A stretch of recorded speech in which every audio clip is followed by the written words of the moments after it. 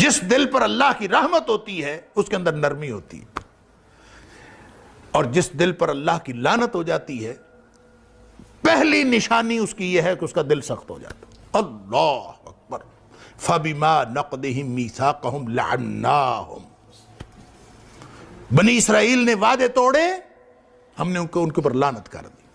وَجَعَلْنَا قُلُوبَهُمْ قَاسِيَةً، پہلا اثر یہ ہوا کہ ان کے دل سخت ہو، جب لعنت ہوتی ہے تو دل سخت ہو جاتا ہے۔ اللہ اکبر۔ فَهِيَ كَالْحِجَارَةِ، دوسری جگہ فرمایا یہ پتھروں کی طرح ہو گئے، او اشد قسوہ، بلکہ پتھروں سے بھی زیادہ سخت۔ پتھر کے اندر نرمی ہوتی ہے اور لعنتی دل کے اندر نرمی نہیں ہوتی، یعنی دل جس کے اوپر لعنت ہوئی ہو وہ زیادہ سخت ہوتا۔ لوگ کہتے ہیں رونا نہیں آتا، نماز پڑھتے ہیں دعا کرتے ہیں رونا نہیں آتا، کعبۃ اللہ میں بیٹھے ہوتے ہیں رونا نہیں آتا۔ اس بات پر روئیں کہ دل سخت ہو گیا ہے۔ دل کی نرمی رحمت کی علامت ہے اور دل کی سختی لعنت کی علامت ہے۔ اب یہ آپ بڑے بڑے وعدے توڑیں تو بھی دل سخت ہوتا ہے، آپ چھوٹی چھوٹی نافرمانیاں کریں تو بھی دل سخت ہوتا ہے۔ نبی اکرم صلی اللہ علیہ وسلم نے فرمایا، مثال کے طور پر ترمذی شریف کی حدیث ہے، نبی اکرم صلی اللہ علیہ وسلم نے فرمایا یہ جو گپ شپ میں بیٹھے رہتے ہیں نا، اللہ گپیں بیٹھے ہیں، ہانک رہے ہیں، گپیں گفتگو چل رہی ہے، چاہے بڑے بابے بیٹھے ہیں چاہے چھوٹے چاہے نوجوان جو بھی، فرمایا لا تکثر الکلام بغیر ذکر اللہ، لوگو ایسی گفتگو، ایسی گپ شپ، لمبی لمبی گفتگو وہ نہ کیا کرو بغیر ذکر اللہ، جس میں اللہ کا ذکر نہ ہو، ایسا نہ کیا کرو۔ کیوں؟ اس لیے نہ کیا کرو کہ ان کثرت الکلام بغیر ذکر اللہ قسوۃ للقلب، وہ جو گفتگو اس طرح کی ہوتی ہے جس میں اللہ کا ذکر نہیں ہے، وہ گپ شپ ہو، وہ دنیا کی باتیں ہوں، وہ کاروبار کی باتیں ہوں، وہ جو مرضی، جس میں اللہ کا ذکر نہیں، وہ گھر کے معاملے ہیں جو بھی چلتے رہتے ہیں، اللہ کی یاد کے بغیر جو کثرت کلام ہوتا ہے، فرمایا وہ دل کی سختی کا باعث بنتا ہے۔ وَإِنَّ أَبْعَدَ اللَّهِ القلب القاسی، اور اللہ کی لعنت اس شخص پر ہوتی ہے جو اللہ سے سب سے زیادہ دور ہوتا ہے، وہ سخت دل والا ہوتا ہے۔ اس کا مطلب یہ ہے کہ ہم جو چھوٹی چھوٹی گپ شپ کر رہے ہوتے ہیں، ہماری تو زندگی اس طرح سے گزر رہی ہے۔ ذکر تو ہوتا ہے تھوڑا بہت نماز کے وقت، وہ بھی جس کو اللہ توفیق دیتا ہے، بس اس کے بعد سمجھتے ہیں کہ اب تو ضرورت ہی نہیں، اگلی نماز آئے گی دیکھا جائے گا۔ درمیان میں کوئی اللہ کی یاد نہیں، کوئی اللہ کا ذکر نہیں، لطیفے چل رہے ہیں، گپ شپ چل رہی ہے، گھر بات معاملات، اس سے دل کی سختی بڑھ رہی ہے۔ اللہ ان کثرت الکلام بغیر ذکر اللہ قسوۃ للقلب، یہ دل کی سختی ہے، اور جس کا دل سخت ہو گیا وہ ابعد الناس من اللہ، وہ اللہ سے سب سے زیادہ دور لوگوں میں سے وہ ہوتا ہے۔ اور ابعد کا مطلب ہوتا ہے رحمت سے دوری، اور جو رحمت سے دوری ہوتی ہے وہ لعنت ہوتی ہے۔ تو سب سے زیادہ دور اللہ کی رحمت سے وہ کون ہوتا ہے؟ القلب القاسی، سخت دل والا ہوتا ہے۔ اب میں اور آپ، ہم کا سب جو زندگی گزار رہے ہیں، اس میں لمحہ لمحہ ہم دل کی سختی کا انتظام کر رہے ہیں، ہر چیز دل پر اثر کر رہی ہے، لیکن سب سے زیادہ جو چیز دل پر اثر کرتی ہے نا، جو دل کو سخت بناتی ہے، وہ آنکھ اور زبان کا عمل۔ انسان کسی چیز کو دیکھے، نبی کریم صلی اللہ علیہ وسلم فرمایا یہ جو نظر ہے نا، سہم من سہام الشیطان، یہ شیطان کے تیروں میں سے ایک تیر ہے۔ نگاہ کسی چیز پر پڑتی ہے، متاثر بیچارہ دل ہوتا ہے۔ آپ عمل کر کے دیکھ لیں، آپ تجربہ کر کے دیکھ لیں، جس شخص کی بد نظری ہوئی ہو، وہ چاہے ظاہری طور پر بد نظری ہوئی ہو، چاہے آپ نے اس کو کسی تصویر کو دیکھا ہو، چاہے آپ نے کسی گلی محلے میں بدنظری کی ہو، کسی بھی طرح کی بدنظری، بدنگاہی، اگر آنکھ نے ایسا کچھ دیکھا ہے جو حرام ہے اس کے اوپر دیکھنا، اس کے بعد آپ نماز پڑھیں، ہو ہی نہیں سکتا کہ نماز کے اندر خشوع و خضوع متاثر نہ ہو۔ دیکھا کہیں اور، نماز کہیں اور پڑھ رہے ہیں، دل متاثر ہو چکا ہوتا ہے۔ یہ ہو نہیں سکتا کہ انسان آ کے اس کے بعد عبادت کرے، اس کی عبادت میں خشوع و خضوع کا وہ لیول اور وہ سطح قائم رہے جو اس سے پہلے تھی۔ کیوں؟ اس لیے کہ جب آپ نے بد نگاہی کی، نگاہ پڑی، وہ شیطان کے تیروں میں سے تیر ہے، اس کا پہلا وار جو ہے اپنے دل پر چلتا ہے، بس حالات خراب ہو جاتے ہیں۔ جب حالات خراب ہوتے ہیں، اچھا جی پھسلن ہے، اللہ معاف کرے، آپ اگر پھسلتے چلے جائیں، جس دن آپ کو دل کی سختی محسوس ہونا بند ہو جائے، دل کی سختی ہو، دل آلودہ ہو رہا ہو اور اس کا احساس بھی ختم ہو جائے کہ میرا دل آلودہ ہو رہا ہے، اگر تو نقطہ لگا، سیاہ نقطہ احساس ہو گیا، آپ نے اس کے بعد نیکی کی، اللہ سے توبہ کی، نقطے مٹ گئے، صاف ہو گئے۔ اگر یہ احساس بھی ختم ہو گیا نا کہ کوئی مسئلہ ہو رہا ہے، کوئی بات نہیں، خیر ہے، بس جس دن آپ نے اس بات کی پرواہ کرنی چھوڑ دی، سمجھ لیجئے کہ اس کے بعد آپ ایک ایسی کھائی کی طرف پھسلتے چلے گئے۔ نبی اکرم صلی اللہ علیہ وسلم فرمایا، حجبت الجنت بالمکارہ وحجبت النار بالشہوات۔ یہ جو دل کو اچھی لگتی ہیں نا چیزیں، انسان کا دل کشش کرتا ہے، یہ پھسلن ہے جہنم کی طرف، جہنم کے گرد ان کی باڑ ہے۔ حجبت النار بالشہوات، مزے مزے کی چیزیں، مزے کرو، جو مزاج یار میں آئے جو مرضی کرو، یہاں بیٹھے بھی زندگی ہے بابر بعیش کوش کہ عالم دوبارہ نیست، جو مرضی کر لو، یہ ساری چیزیں آپ کو پھسل کے ایک ایسی پھسلن میں ڈال دی ہیں، ایسی سلائیڈ میں ڈال دی ہیں، آپ اس کے بعد جہنم سے بچ نہیں سکتے، یہ آپ کو پھسلا کے جہنم میں ڈال دے۔ حجبت الجنت بالمکارہ، جنت میں جانا ہے تو نفس کو لگام ڈالنی پڑے گی۔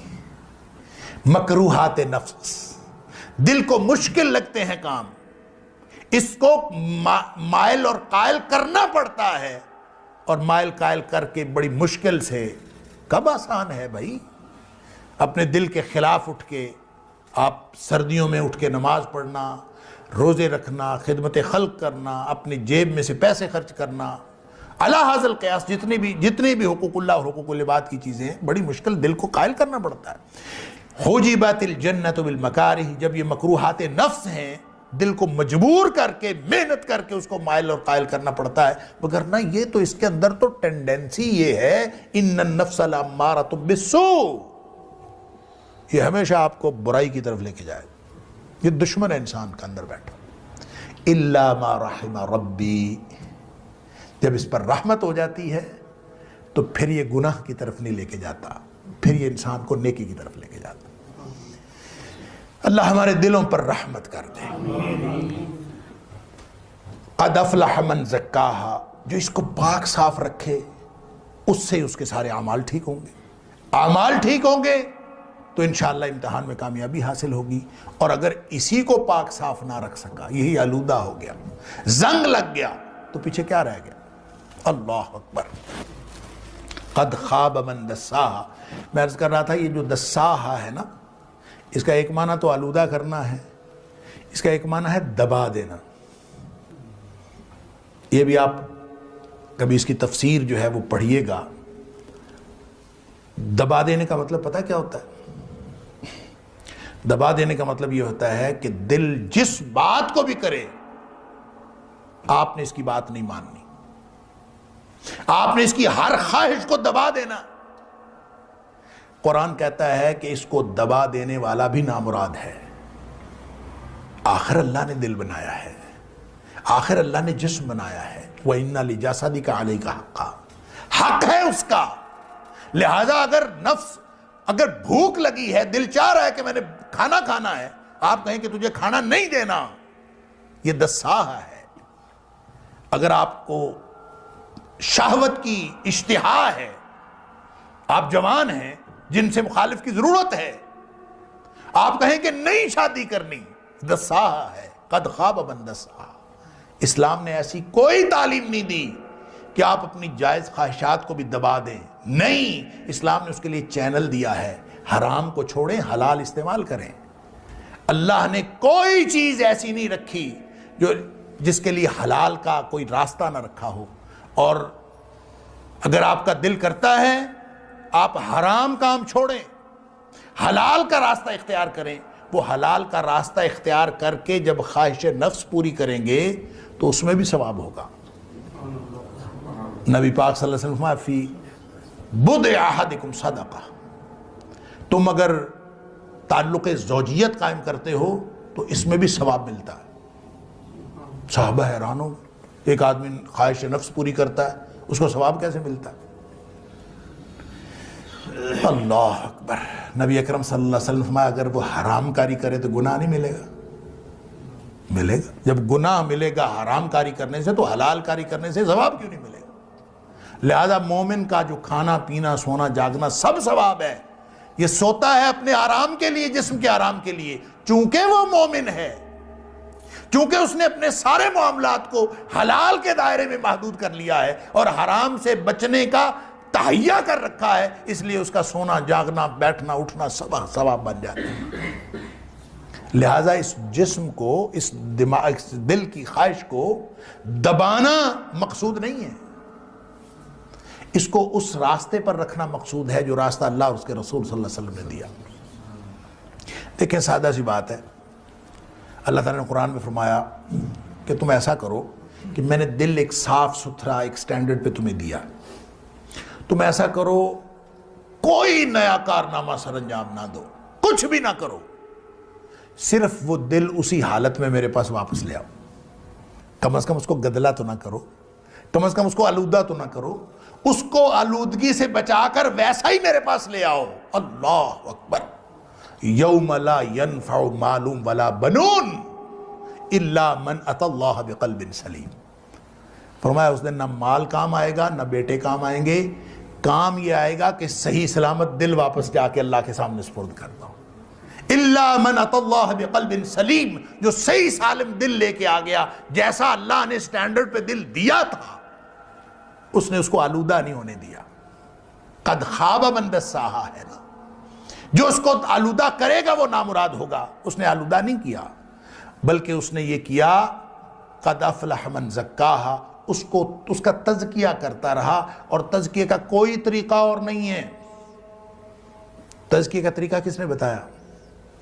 یہ آپ بیٹھ جائیں اور خاص قسم کے چلے کاٹنے شروع کر دیں تزکیہ نفس کے لیے۔ اور ہمارے علاقے میں ایک بزرگ تھے، اس کے بارے میں بتایا جاتا تھا کہ وہ سیب سامنے رکھ لیتے تھے، یہاں لٹکا ہوتا تھا سیب، اور بس وہ اس کو دیکھتے رہتے تھے۔ کسی نے پوچھا حضرت یہ کیوں کیا؟ کہتا ہے یہ دل کرتا ہے اس کو کھانے کو، تو میں اس کو دکھاتا ہوں اور کھانے نہیں دیتا تاکہ اس کا تزکیہ ہو۔ حد ہو گئی ہے۔ اللہ کریم نے کھانے کے لیے حلال طیب رزق دیا ہے، اور اس کے لیے آدمی اپنے آپ کو اس کو تزکیہ نفس کہے، یہ تزکیہ نفس نہیں ہے، یہ قد خواب من دساہا ہے۔ تزکیہ کیسے ہوگا؟ لقد من اللہ علی المؤمنین اذ بعث فیہم رسولا من انفسہم یتلو علیہم آیاتہ ویزکیہم۔ تزکیہ کا طریقہ اور تزکیہ کرنے کے لیے نبی اکرم صلی اللہ علیہ وسلم تشریف لائے، لہٰذا ہر وہ چیز، ہر وہ بات تزکیہ کی ہے جو نبی پاک صلی اللہ علیہ وسلم نے بتائی، اس سے دل کا تزکیہ ہوتا۔ اور اگر انسان کوئی اور کام کرے جو خود ساختہ ہو تو تزکیہ نہیں ہوتا، اس سے دل مزید آلودہ ہوتا ہے، یا اس کو اس کے سارے کے سارے جو خیالات ہیں ہم اس کو دبا دیں گے، حلال جذبوں کو بھی دبا دیں گے، تو یہ بھی آپ کے لیے نامرادی کا باعث بن سکتا ہے۔ اللہ تعالیٰ معاف فرمائے۔ آخری حدیث عرض کر کے میں بات اپنی مکمل کرتا ہوں۔ نبی اکرم صلی اللہ علیہ وسلم نے ایک دفعہ یہ فرمایا، اب دیکھیں پورا کا پر دار و مدار جو ہے وہ نفس پر ہے۔ اللہ اکبر۔ اور نفس کو ہر چیز آلودہ کر رہی ہوتی ہے۔ میں نے عرض کیا کہ زبان اور آنکھ سب سے زیادہ آلودہ کرتی ہے، سارے اعمال آلودہ کرتے ہیں لیکن سب سے زیادہ یہ ہے۔ اور زبان کے اوپر تو اللہ اکبر، نبی اکرم صلی اللہ علیہ وسلم نے فرمایا زبان جو ہے نا، یہ تو صبح صبح جب انسان اٹھتا ہے نا تو سارے کے سارے انسان کے جو اعضاء ہیں تو کفر اللسان، یہ زبان کی منتیں کرتے ہیں۔ صبح جب انسان اٹھتا ہے تو سارے کے سارے جو اعضاء ہیں یہ اعضاء انسان کی زبان کی منت کر رہے ہوتے ہیں، اس کو کہہ رہے ہوتے ہیں کہ تو ہمارے بارے میں اللہ سے ڈرتی رہنا، اس لیے کہ تو اگر سیدھی رہی تو ہم سارے سیدھے رہیں گے، اور تو اگر خراب ہو گئی تو ہم سب بگڑ جائیں گے، تو اگر ٹیڑھی ہو جائے گی تو ہم بھی ٹیڑھے ہو جائیں گے۔ گویا زبان کی وجہ سے انسان کے سارے اعمال بگڑتے ہیں، اور اس کا مطلب یہ ہوا کہ آنکھ اور زبان یہ سب سے زیادہ دل پر اثر انداز ہوتے ہیں۔ اللہ تعالیٰ معاف فرمائے، ایک لفظ ایک کلمہ انسان کے دل کو آلودہ کر سکتا۔ تو نبی اکرم صلی اللہ علیہ وسلم فرمایا کہ یہ جو دل ہے نا، اس کو زنگ لگ جاتا ہے۔ ان القلوب لتصدع كما يصدع الحديد اذا اصابه الماء، دلوں کو زنگ لگ جاتا ہے جس طرح پانی میں لوہا پڑا رہے تو اس کو زنگ لگ جاتا ہے، اسی طرح دل کو بھی زنگ لگ جاتا ہے۔ اور پانی میں لوہا پڑا رہے تو اس کو زنگ لگ جاتا ہے تو کیا ہوتا ہے؟ ناکارہ ہو جاتا ہے۔ جس طرح لوہا ناکارہ ہو گیا، اس کا مطلب دل بھی ناکارہ ہو گیا۔ دل میں سے نصیحت کا کرنٹ ہی پاس نہیں ہوتا، کچھ بھی نہیں ہوتا۔ زنگ جس چیز کو لگا ہوتا ہے، یہ جو تاریں ہوتی ہیں نا، بجلی کی تاریں، وائرز، ان کو زنگ لگ جاتا ہے، بعض اوقات سپارکنگ وغیرہ کی وجہ سے، وہ بعض اوقات پانی کی وجہ سے ان کو زنگ لگ جاتا ہے، کرنٹ نہیں پاس ہوتا اس میں سے۔ تو دل کو زنگ لگ گیا تو نصیحت کا کرنٹ پاس ہونا بند ہو گیا۔ تو تار تو ہم چینج کر لیتے ہیں، دل کیسے چینج کریں؟